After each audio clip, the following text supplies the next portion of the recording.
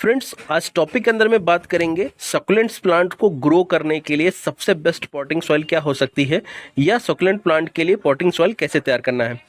Succulent plants आपने देखा होगा ज़्यादातर गर्म जलवायु में रहते हैं, गर्म जलवायु में पाए जाते हैं। और गर्म जलवायु में एक खासियत होती है कि वहाँ पे मिट्टी पूरी तरीके से पथरीली या फिर रेतीली होती है, और इसके साथ में नमी बहुत कम देखने को मिलती है। तो प्लांट रेतीली पथरीली मिट्टी में ग्रो होते हैं, इसके साथ में नमी उन्हें कम मिलती है। रात के समय थोड़ी सी जो आर्द्रता होती है उससे वो नमी सोख पाते हैं, या जब कभी नमी हो तो उसे स्टोर कर पाते हैं। और इसके साथ में उनको जलवायु पूरी तरीके से गर्म मिलती है। तो प्लांट अपनी लीव्स के अंदर में पानी स्टोर करके रखता है, वहीं पे अपना न्यूट्रिशन स्टोर करके रखता है। ज़्यादा न्यूट्रिशन की भी उन्हें रिक्वायरमेंट नहीं होती है, ज़्यादातर अपने लीव्स में जो वाटर स्टोर करके रखते हैं उसी से अपना जीवन चलाते रहते हैं और प्लांट चलता रहता है। सो आज टॉपिक में इसी पे बात करेंगे, प्लांट के लिए बेस्ट पॉटिंग सॉइल कैसे हो सकती है। अगर प्लांट ज़मीन पे लगा है तो उसे जो पथरीली मिट्टी है या डोमट मिट्टी है वो फिर भी आसानी से दी जा सकती है, लेकिन पॉट के अंदर में हम मिट्टी जब तैयार कर रहे हैं तो हमें क्या क्या ध्यान रखना है जिससे सही तरीके से मिट्टी उसे मिल सके, इस पर आज बात करेंगे। सो फ्रेंड्स, आपको क्या करना है, प्लांट को लगाते समय आपको पॉट जो है उसका सिलेक्शन भी बहुत सही तरीके से करना है। अगर आप प्लास्टिक का पॉट यूज़ कर रहे हैं तो जितने भी ड्रेनेज होल हैं सभी को ओपन करना है। प्लास्टिक के पॉट में आपको थर्माकोल का यूज़ करना है, सबसे बेस्ट रहेगा ड्रेनेज होल को पैक करने के लिए। अगर आप क्ले पॉट यूज़ कर रहे हैं यानी कि मिट्टी का पॉट यूज़ कर रहे हैं तो कोई भी गमले का मिट्टी का टुकड़ा ही उसके ऊपर में लगाना है, छेद उसका बड़ा होना चाहिए। और अगर सीमेंट का पॉट यूज़ कर रहे हैं तो सीमेंट के पॉट के अंदर में आप ईंट का टुकड़ा नीचे लगाइए, उसका छेद भी बड़ा होना चाहिए जिससे पानी बाहर अच्छे से निकल सके।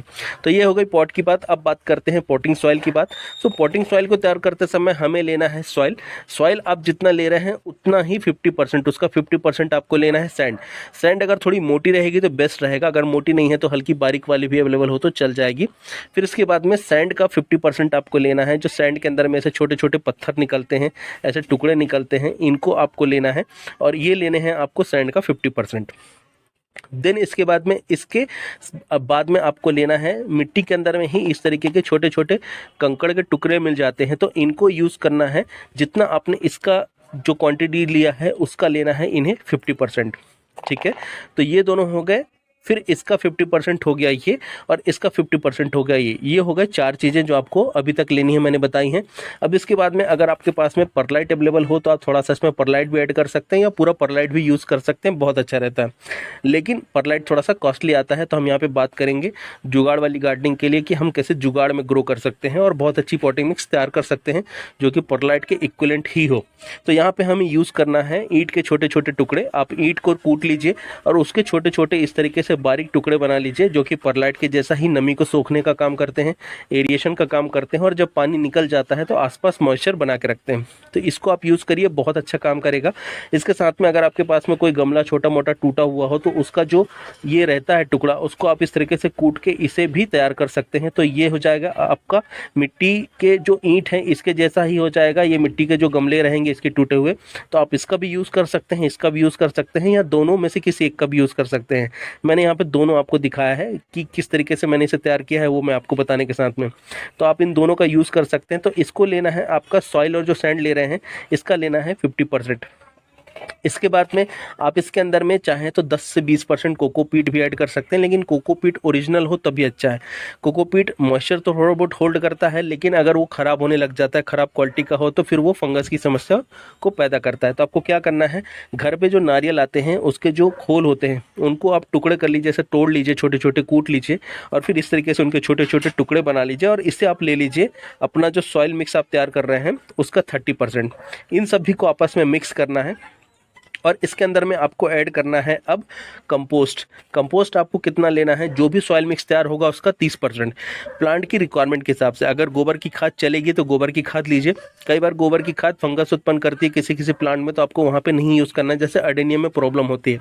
तो आपको क्या करना है, फिर यहाँ पे वर्मी कंपोस्ट लेना है 30% जो भी आपने बनाया है, अगर वो भी सही नहीं है तो आप यहाँ पे फिर लीफ मोड लीजिए, सबसे अच्छा रहेगा।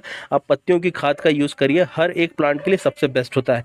तो आप पत्तियों की खाद ले लीजिए करीब 30% और इन सभी को अच्छे से मिक्स करके फिर आप प्लांट को लगाइए और आपका प्लांट देखिए बहुत अच्छे से चलेगा। उसमें एरिएशन भी अच्छा रहेगा, सॉइल भी उसको ऐसी मिलेगी जिसके अंदर में पानी होल्ड नहीं होगा।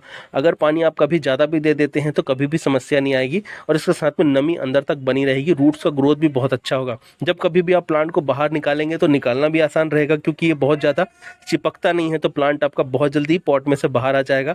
और आप देखेंगे रूट्स का ग्रोथ कितना ज़बरदस्त रहता है, सिर्फ बड़ी बड़ी लंबी लंबी आपको रूट्स देखने को मिलेंगी। तो इस तरीके से आप पॉटिंग मिक्स तैयार करके प्लांट को लगा सकते हैं। मैं यहाँ पे आपको एक प्लांट दिखा देता हूँ जो कि मैंने कुछ ऐसी ही मिट्टी तैयार करके लगाया था। फ्रेंड्स, ये मेरा स्नैक प्लांट है जो कि इसी तरीके की सॉइल में मैंने तैयार करके लगाया है। और गर्मियों के समय में मैं थोड़ा पानी डालना भूल गया था, तो प्लांट थोड़ा सा जो पानी की कमी होने के कारण ख़राब होने लग गया था। तो जब मुझे पता चला तो मैंने इसको रिपोर्ट किया और फिर से इसमें मैंने जो है पानी वापस से दिया, 2-3 बार ज़्यादा दिया, तो प्लांट रिकवर कर गया और बहुत अच्छे से चल रहा है। तो इस तरीके से आप अपने प्लांट को लगा सकते हैं और बहुत अच्छी सॉइल रहती है, इसके अंदर में बहुत अच्छे से प्लांट ग्रो करता रहता है।